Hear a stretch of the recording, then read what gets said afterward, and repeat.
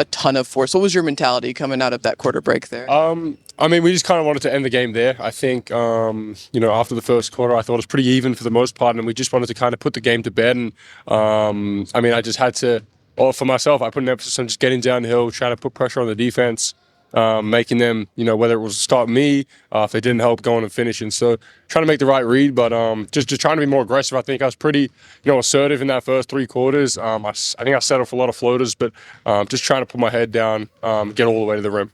We saw you back down a couple of guys too. Is that something that you've always had kind of in your bag, or is that something that has been a focus, something you've worked on this offseason? Yeah, it's never been something I've really worked on.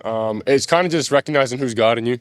Sometimes if I see, smaller guys on me, sometimes my eyes light up and I want to, take them straight to the front of the rim. But sometimes it's about being patient, understanding there's, 9 other guys out on the floor that are moving as well. So, in that last, I saw, Sasser and Ivy on me a little bit. So just try to take advantage of that. But just recognizing matchups and trying to make the right read out of it. What have you noticed as you started to implement a little bit more force and physicality into your game? Have you noticed anything kind of unlock for you there? Going to the free throw line a little bit in that last game. Obviously that's something I'm trying to get better at. And I think that'll come with getting to the rim opposed to settling for those, 5 to 8 foot floaters. So just that, I think that's a big part of it. But also understanding shot blockers, who's at the rim. I think having a guy like Chet that stretches, bigs out of the paint makes it easier for, me and the other guards to get downhill. So just recognizing what's happening on the floor, but also who's on me and, trying to take advantage of smaller guys. Has Mark talked to you about Tom Brady before? He has. Shown me. Yeah, he has. Did he say that?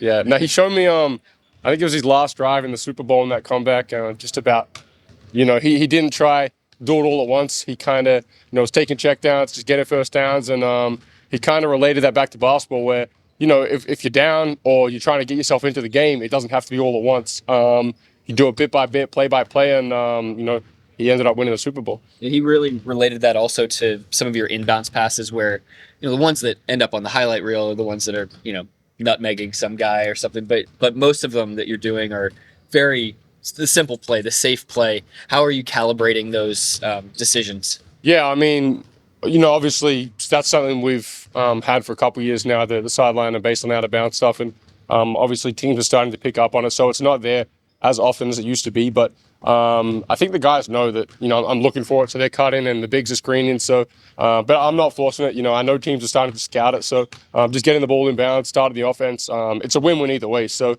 just making, as I said, just making the right read on that. There was a time where you were kind of having to do like little head motions and flick your finger. Are you doing that anymore? It kind of seems like you're not. Not really. I had one, me and Shea had one in Cleveland at the end of the first quarter. It's kind of a read, and he read it, before I did. He saw Okoro top blocking him.